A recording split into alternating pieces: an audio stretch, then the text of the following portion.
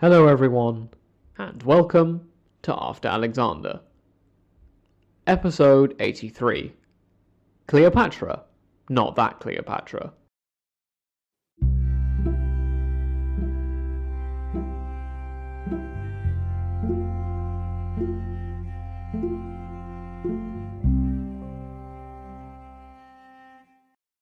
As could very easily be predicted, the Seleucids and the Ptolemies are going to butt heads once again. And again, no surprises, it's about Hollow Syria. Perhaps it forms part of the Seleucid royal checklist and Antiochus is just trying to check the next thing off. However, I have to say, after seeing so much new terrain being covered with Arabia and India, it feels mildly disappointing to be going back to the Seleucid white whale. However, fear not.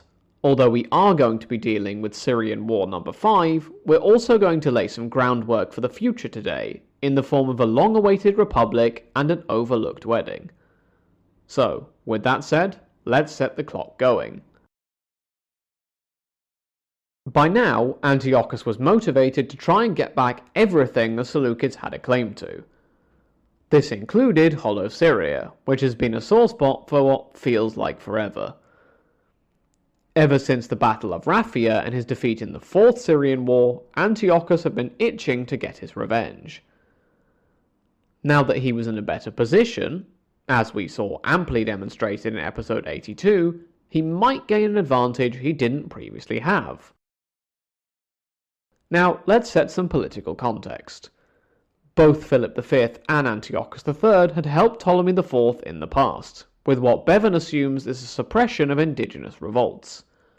There had even been negotiations for a marriage of some kind between Egypt and Macedon. However, the entire political situation changed in 204 BCE with the death of Ptolemy IV at the age of about 40. We established previously that Ptolemy IV had married his sister Arsinoe III. Well, and skip ahead a few seconds if you're queasy, this union had produced an heir. The name of this little tyke was, drumroll please, Ptolemy V. I'm not sure what else you would have expected, to be honest. Ptolemy V was just 4 years old when his father died, and those wielding power in Egypt sensed impending disaster. After all, as history will attest to, having a child on the throne is rarely a good idea. Those in power sent a message to Antiochus III, reminding him of his obligations under previous treaty. They also contacted Philip V to solidify the marriage and shore up an ally in case Antiochus came for them. A commander was also sent to hire more mercenaries and build an army in Greece.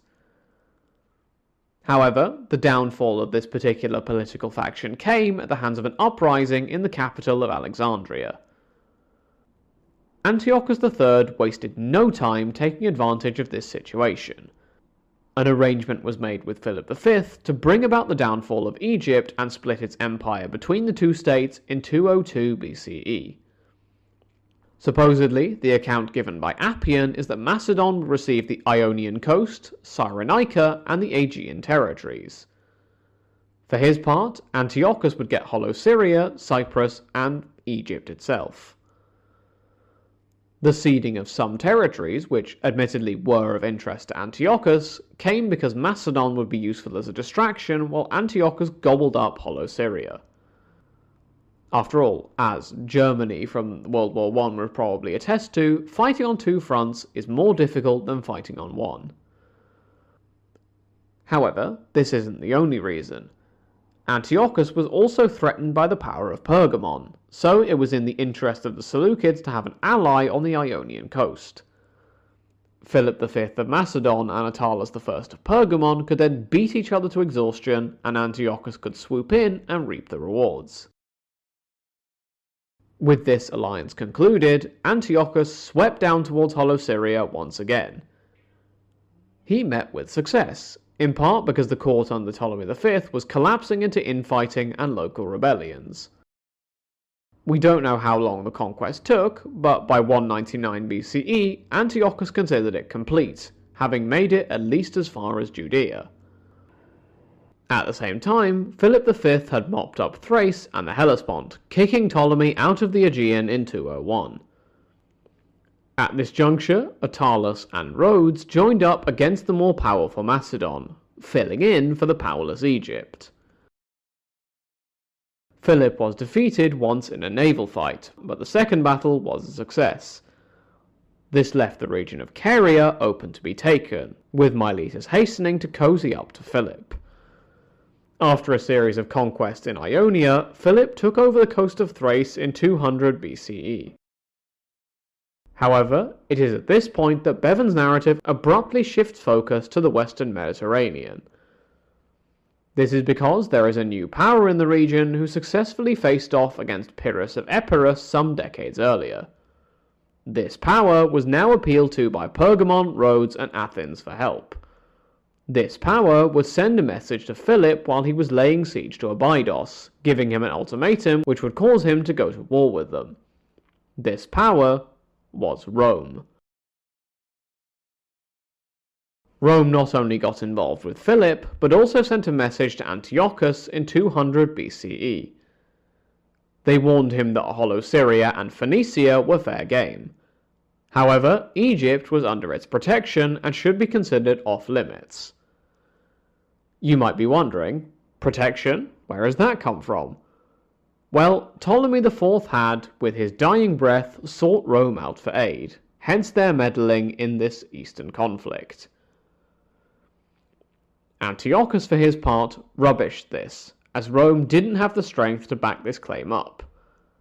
However, the fight between Rome and Macedon did need his attention. He could throw Macedon under the bus and deal with Rome and Pergamon directly. Alternatively, he could help Philip. Finally, he could just wait and see what happened.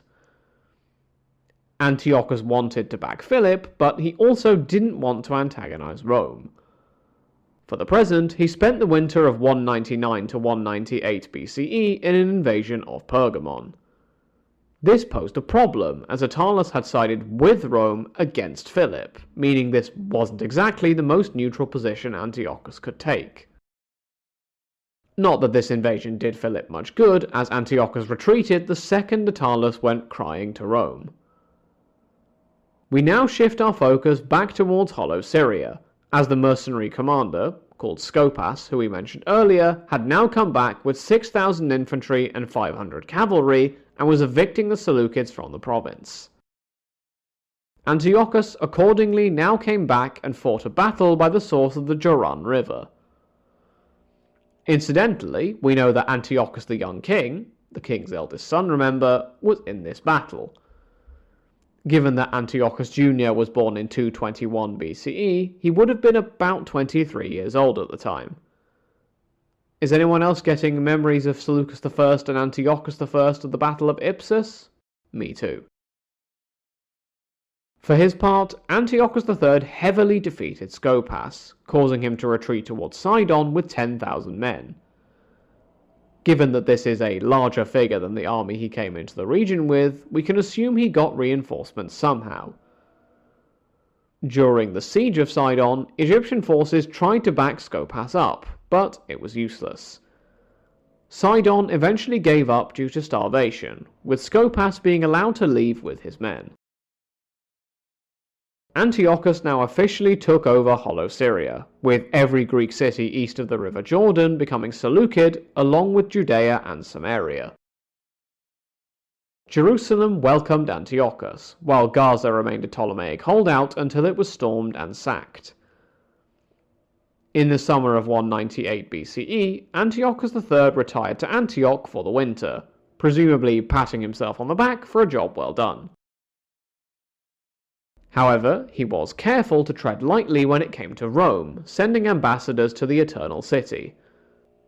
The Roman Senate welcomed them politely enough, also not wanting to tread on any toes as of yet, at least while Antiochus III could join forces with Philip V. At this juncture, we get a peace between Egypt and Antiochus. We also get a marriage negotiation that is notable for who exactly is involved. In 196 BCE, discussions began for Ptolemy V to marry a daughter of Antiochus III. The betrothal would happen a year later, with an official marriage in 193 BCE in Raphia.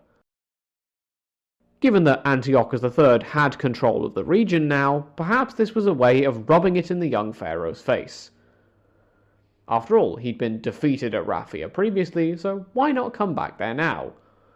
Think the Treaty of Versailles taking place in the Hall of Mirrors in Versailles, in the same area where the German Empire had been proclaimed when France was defeated about 40 odd years earlier. That kind of thing.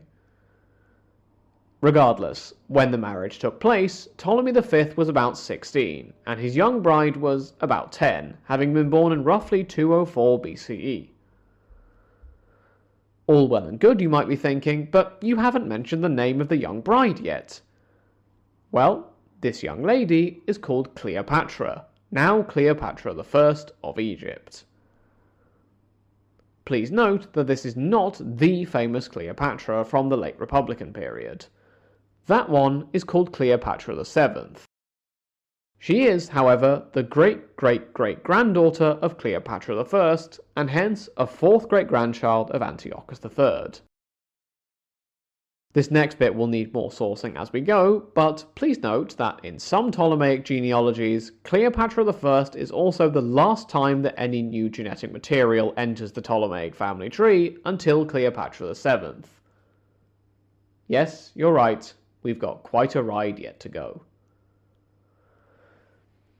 Next time, we will take a break from our narrative. This is because we've now mentioned two children of Antiochus III, namely Antiochus the Young King and Cleopatra I of Egypt. However, who are the other children at play?